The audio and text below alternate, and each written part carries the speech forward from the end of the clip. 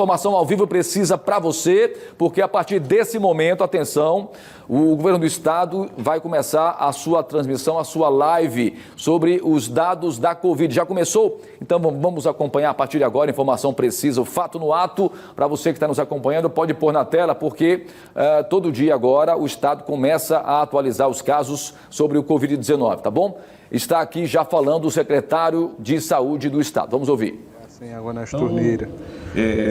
Pedimos aí ao setor pessoal aí, responsável por essa abastecimento de água também relacionadas ao Covid, tá certo? aqui hoje ao lado da doutora Luciana. Peço aí a ajuda aí, divulga aí o vocês, pessoal da cidade, alerta aí. Dos últimos 2 dias, eu queria também iniciar explicando para vocês que... Fazendo esse vídeo aí, ó. Daqui a pouquinho, portanto, a gente vai voltar com o pronunciamento, tá? Em tempo real, na live agora, transmissão ao vivo pela Secretaria de Estado da Saúde. Já podemos voltar?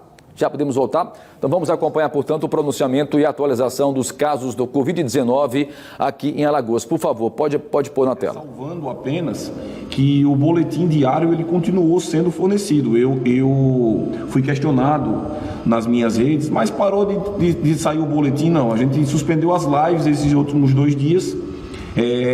Mas os boletins epidemiológicos eles são uma obrigação da vigilância do CIEVS e tem saído normalmente todos os dias. Tem lá no site da CESAL, saude.al.gov.br, e a gente também distribui esse boletim com os secretários municipais de saúde, com os hospitais da rede e os representantes dos hospitais da rede e com a imprensa em geral. Então, hoje a gente vai apresentar para vocês alguns números. Nós tivemos um crescimento dos casos aqui em Alagoas. Nós testamos 42 casos do último boletim anunciado ontem, onde nós permanecemos com 18 casos. Vocês lembram que a gente apresentou ontem o último boletim e nós tínhamos 18 casos. Hoje nós tivemos mais 5 casos. Nós saltamos de 18 para 23 pessoas infectadas em Alagoas. E temos também uma triste notícia: dentre essas 23, tem um senhor de 79 anos que estava internado e veio a falecer na quarta-feira. O resultado do exame dele saiu ontem à noite e é considerada a nossa segunda morte, doutora Luciana, por Covid aqui em Alagoas. Então isso ressalta mais ainda a importância de que vocês permaneçam em isolamento domiciliar. Nós temos 23 casos, eu vou repetir, confirmados em Alagoas e 2 mortes. Nós temos 2 mortes aqui em nosso estado. Nós temos outras pessoas que estão sendo curadas, outras pessoas que tiveram poucos sintomas e que estão voltando ao convívio social, mas nós tivemos, infelizmente, esses 2 falecimentos. Eu também trago hoje, nós temos hoje um status de 315 casos suspeitos. Nós temos 23 casos confirmados, considerando dentre estes 2 óbitos, e nós temos 364 casos descartados. Como eu falei, nós realizamos 42 testes de ontem à noite para hoje, para que a gente pudesse apresentar a vocês. E a ideia é que a gente acentue, que a gente aumente esse quantitativo de testes para que a gente tenha mais resolutividade e possa acompanhar essa curva epidemiológica, doutora Luciana, de maneira mais efetiva. Então a gente está tomando diversas providências e dentre elas nós estamos iniciando os testes rápidos com profissionais de saúde e profissionais de segurança. Nós recebemos 7.000 testes do governo federal que chegaram ontem aqui em Alagoas e nós já estamos distribuindo esses testes com as unidades de saúde para que a gente possa testar os nossos profissionais de saúde que estão na frente dessa guerra contra o Covid e que tenham, porventura, algum sintoma. Não adianta testar todo mundo. Não há essa necessidade. O direcionamento e a orientação dos médicos infectologistas, o direcionamento e a orientação do governo federal é que a gente teste prioritariamente profissional de saúde com sintoma, para que a gente possa ir isolando, se for necessário, estes profissionais ou se testarem negativo, que a gente possa permanecer com eles na frente de batalha contra o Covid. Destes 23 casos que eu citei como positivos, nós temos 2 casos no interior. O primeiro caso é aquele de Porto Real do Colégio, foi o primeiro no interior.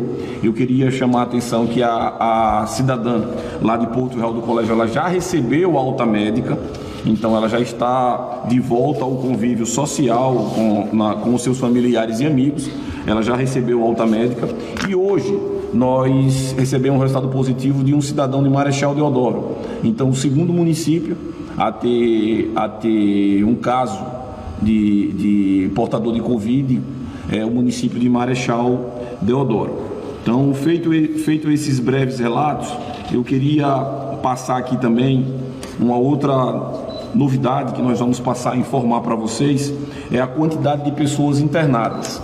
A doutora Luciana vai falar um pouco do fluxo daqui a pouco, de como funciona esse fluxo da regulação, que a gente tem contado com o apoio da Secretaria Municipal de Saúde de Maceió, do COSEMES, que é o Conselho de Secretários Municipais de Saúde, porque esse trabalho, pessoal, tem que ser de maneira integrada.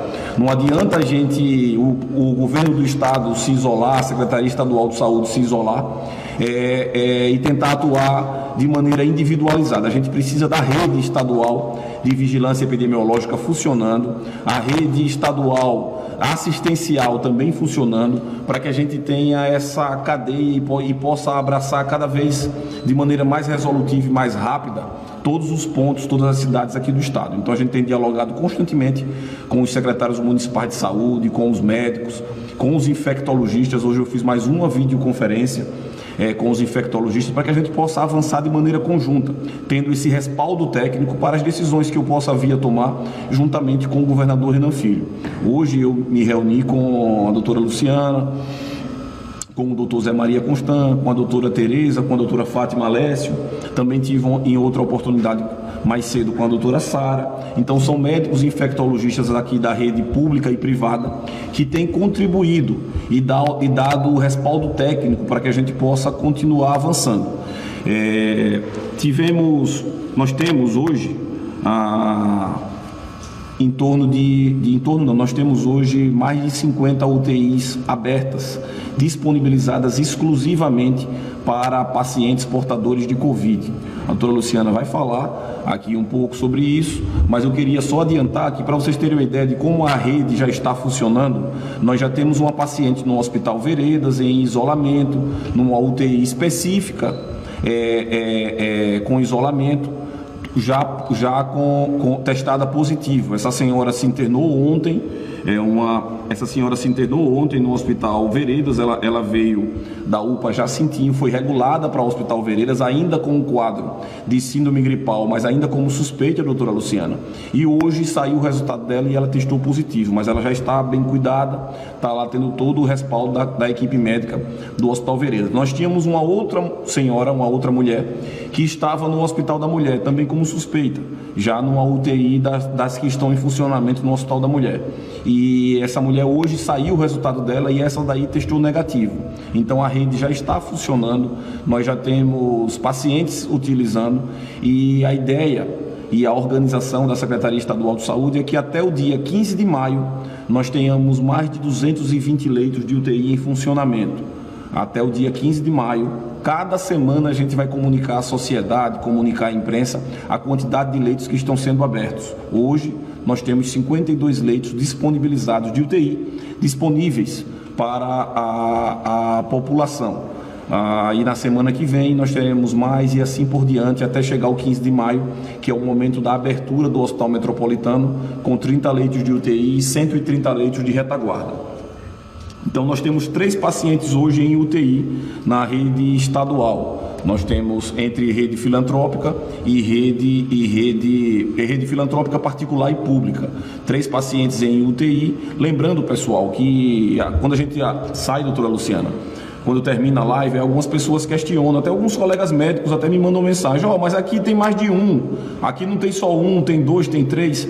Mas o que eu queria fazer essa diferenciação é que nós temos outros 21 tipos de síndromes gripais. Então tem pessoas internadas sim com pneumonia, tem pessoas internadas com H1N1, como lá no próprio Evo Alto, nós temos pessoas internadas, mas com Covid-19 já testado positivo, nós temos 3 pacientes internados em UTI. Esse é o status de hoje, que é muito dinâmico. Pode ser que daqui para mais tarde a gente aumente, diminua, é muito dinâmico, por isso que a gente tem esse interesse de estar se comunicando com vocês constantemente. Então eu vou passar um pouco aqui para a doutora Luciana, para que ela possa explicar, se apresentar e explicar para quem está nos assistindo, doutora Luciana, qual é a ideia que vocês, especialistas, técnicos, idealizaram, qual foi o fluxo que vocês idealizaram para que a gente possa atender o maior número de pessoas e dar essa segurança para a nossa sociedade, que o momento é muito difícil, é uma pandemia mundial que tem afetado todos os continentes, que tem afetado pessoas em várias cidades, mas que aqui a gente tem feito nosso dever de casa, tem procurado estruturar nossa rede, dar condição ao nosso profissional para que a gente possa passar por esse momento com o menor número de danos possíveis. Doutora Luciana, fique à vontade. Boa noite. O meu nome é Luciana, como o doutor Alexandre já disse, e eu sou infectologista, trabalho no Hospital Escola Elvio Alto, que é o antigo HDT, há mais de 33 anos e na direção já há algum tempo. E ainda no final de janeiro, nós fizemos uma reunião, do Alexandre, exatamente preocupados com a possibilidade da doença chegar no nosso país e no nosso estado também, e não foi diferente. E naquela ocasião, preocupados já com a possibilidade também de que a doença extrapolasse os muros do Hospital Elvio Alto, que é um hospital que tem 100 leitos e que atende a outras doenças infecciosas. Então lá nós atendemos pacientes com HIV, nós atendemos pacientes com leptospirose, com picadas de cobra, com dengue. Então nós não teríamos condição de atender só a Covid. E aí, nesse momento, o Alexandre ficou realmente sensibilizado com a situação e a partir daí começou uma organização para que houvesse um fluxo e que outros hospitais, outros serviços pudessem também receber pacientes com Covid. E é o que a gente já está vendo acontecer no nosso estado, a gente já tem casos e inclusive óbitos. Então foi preciso realmente uma organização rápida para que a gente possa agora, a partir de agora, então, instituir um fluxo de regulação, como foi assim que foi chamado essa organização feita pela Secretaria, um esforço da Secretaria Estadual e da Secretaria Municipal também, junto com a vigilância. Nós temos hospitais privados que também estão recebendo seus pacientes, foram os primeiros hospitais, na verdade, que receberam, que foram pessoas que viajaram para o exterior e chegaram aqui com suspeita e depois confirmado com doença. Então, na verdade, nós precisamos de uma união para que a situação seja coordenada da forma mais serena possível. Foi criado esse fluxo com uma regulação, a central de regulação. Essa central ela vai atender o médico que está precisando regular um paciente. Hoje, a doença ela é considerada como uma síndrome gripal. Então, todo paciente que se enquadre nessa síndrome gripal, que ele apresente sintomas da doença, gripe, dor de cabeça, febre, dor de garganta, tosse, ele pode ser um portador do Covid. Mas também pode ser um portador de inúmeros outros vírus, como o vírus da influenza. Então, hoje, um paciente com síndrome gripal, ele é um caso definidor de Covid. E sendo síndrome gripal, uma pessoa que esteja numa situação de maior risco, aquelas pessoas que fazem parte dos pacientes que tenham como idosos, que tenham doenças comorbidades, são pessoas de fator de risco maior. E também as pessoas que tenham uma gravidade, então pneumonia, uma falta de ar, são pessoas que devem ser internadas. A pessoa com estado geral bom, sem maior gravidade, apenas com sintomas gripais, deve ficar em casa. É preferível que fique em casa, em condição de isolamento, procura sua unidade, sua UPA, a unidade de saúde mais próxima, que vai receber essa orientação. Se não, é uma pessoa que precisa ser internada, então o médico daquela unidade que está recebendo o paciente vai regular, através dessa central de regulação, um leito para que aquele paciente seja internado. Seja um leito de enfermaria ou de apartamento, seja um leito de UTI. Então, aqui, a partir dessa organização, hoje, com Maceió, Alagoas conta com leitos disponíveis para Covid no Hospital da Mulher, 10 leitos de UTI e 10 leitos clínicos. Para o Hospital da Mulher, a princípio, vão os pacientes confirmados com Covid.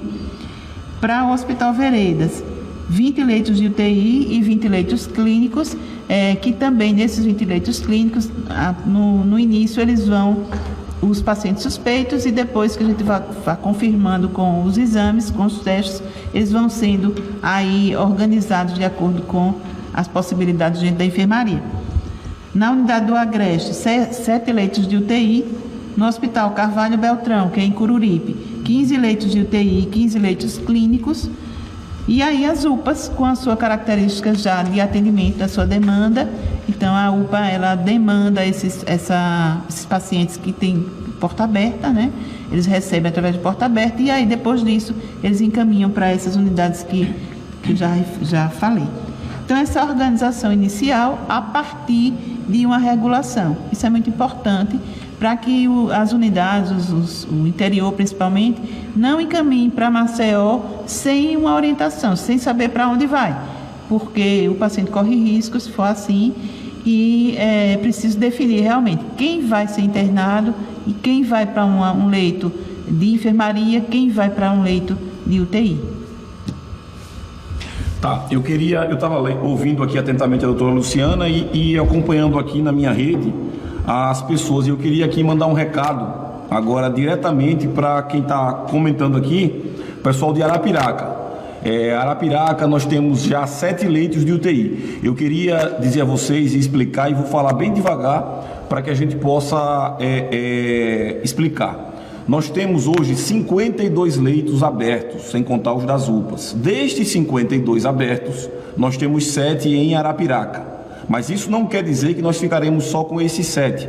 Nós teremos leitos de UTI específicos para a Covid em Arapiraca. No Hospital Chama, no Hospital de Jaci Barbosa, que é o antigo Afra Barbosa, e no Hospital Regional de Arapiraca. Hoje nós temos 7 leitos.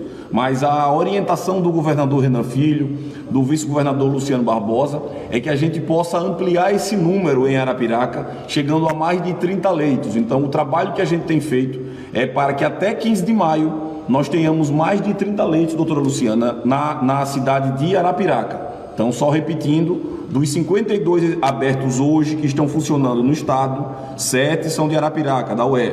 Mas a meta até 15 de maio, destes 220 que nós teremos no estado todo, mais de 30 serão na bela cidade de Arapiraca para atender o cidadão arapiraquense e o cidadão da região do Agreste. Lá em Cururipe nós temos 15 leitos funcionando. Nós iremos abrir 10 leitos na Santa Casa de São Miguel dos Campos.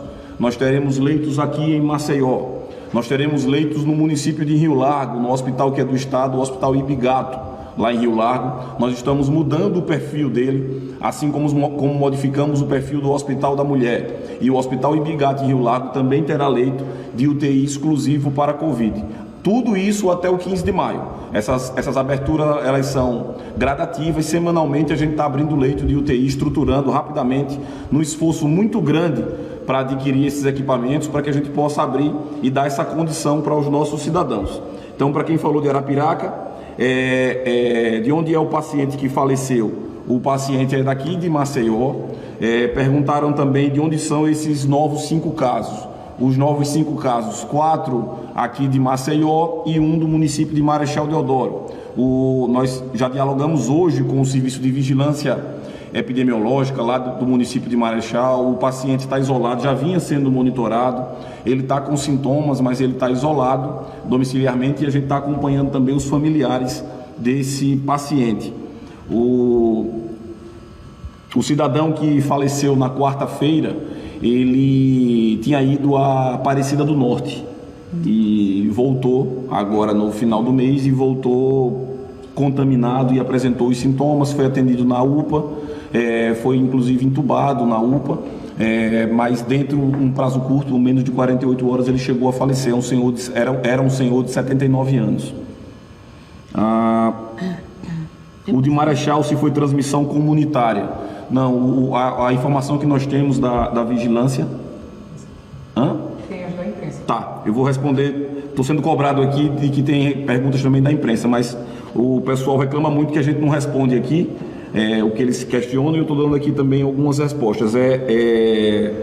O cidadão de Marechal Deodoro, ele foi buscar alguns familiares no aeroporto, e os familiares estavam vindo de São Paulo assintomáticos, mas provavelmente ele deve ter se contaminado nesse momento. A doutora Luciana quer falar também, explicar alguma coisa. Eu não falei sobre os portadores do HIV. Falei que a gente tem no hospital, a gente interna esses pacientes, mas é provável também que eles se contaminem. Eles serão um grupo de risco pela sua imunidade já baixa. Então, o Hospital Escola Elvio Alto vai ficar como referência para portador de HIV com Covid, porque o manuseio desse paciente já é bem próprio da infectologia, então nós ficaremos referência para o HIV e Covid.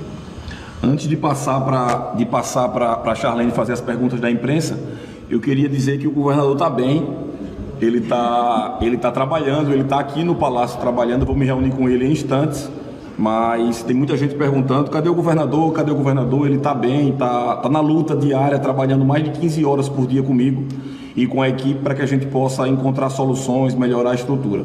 Na semana que vem, a gente está abrindo uma estrutura de triagem no ginásio do SESI. A montagem começou hoje. Qual é a ideia? A gente vai proibir a entrada de cidadãos com síndromes gripais no HGE.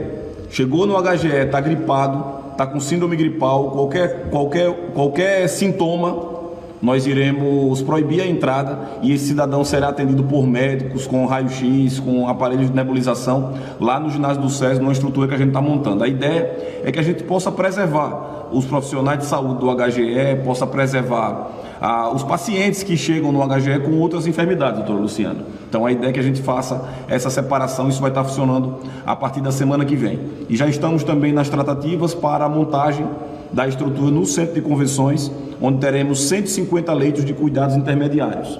150 leitos voltados à população, só lá no centro de convenções. Então vamos lá, Charlene, agora é com você. Tá certo. Boa noite, secretário. Boa noite, doutora Luciana, e a quem está participando dessa live. A primeira pergunta é da Vera Alves, do Jornal Extra. Ela afirma que os números dos boletins divulgados diariamente pela CESAL revelam que ainda é muito pequeno o número de testes com resultados positivos aqui no estado. E ela quer saber se não seria este um dos motivos de levar a população a voltar às ruas, acreditando que a pandemia aqui não está tendo o mesmo efeito nefasto em outros estados. Boa noite, Vera. Você sempre com perguntas inteligentes. A gente está muito preocupado, a doutora Luciana me cobrava isso antes da gente entrar ao vivo, que nós precisamos reforçar o pedido à população, a orientação para o isolamento domiciliar. As pessoas estão achando que o problema já passou, estão começando a relaxar. A gente entende que os cidadãos começam a ficar impacientes dentro de suas residências, mas a gente precisa reforçar esse entendimento e o que eu tenho dito constantemente. O desafio não é só do poder público. Se a gente não tiver a colaboração e o entendimento da população, nós teremos uma pandemia muito forte, um problema muito sério aqui em Alagoas.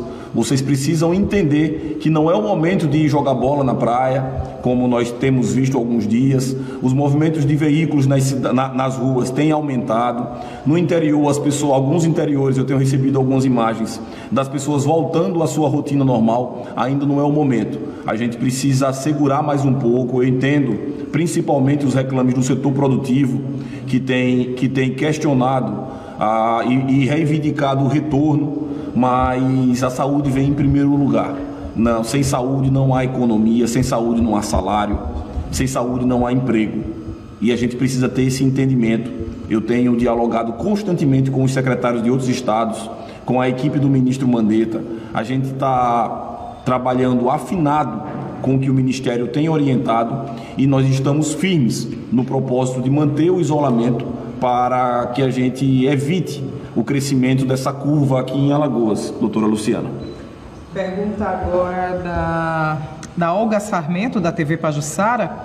Com o avanço da doença e com a chegada dos testes rápidos aqui no estado, quais serão os critérios de testagem a partir de agora? Os testes rápidos são voltados aos profissionais de saúde e profissionais da imprensa.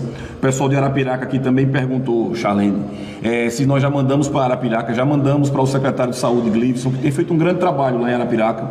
Já encaminhamos os testes para ele, para que ele possa realizar nos profissionais de saúde de Arapiraca e em alguns casos suspeitos que ele tenha alguma urgência. Lembrando que os testes rápidos que deem positivo, eles terão que ser confirmados nos nossos testes de PCR, que são testes elaborados, realizados no laboratório central. Pergunta agora do... Bom, nós estamos acompanhando, portanto, a entrevista coletiva direto do Palácio do Governo, do secretário Alexandre Aires, junto com a infectologista a doutora Luciana, e confirmando aí mais uma vez a segunda morte, já está confirmado pela CESAL, a segunda morte aqui no estado de Alagoas por conta do Covid-19. 315 casos estão em suspeita e no total nós temos agora em Alagoas 23 casos confirmados. Nós vamos acompanhar ainda essa transmissão daqui a pouquinho, logo após o nosso intervalo comercial, tá?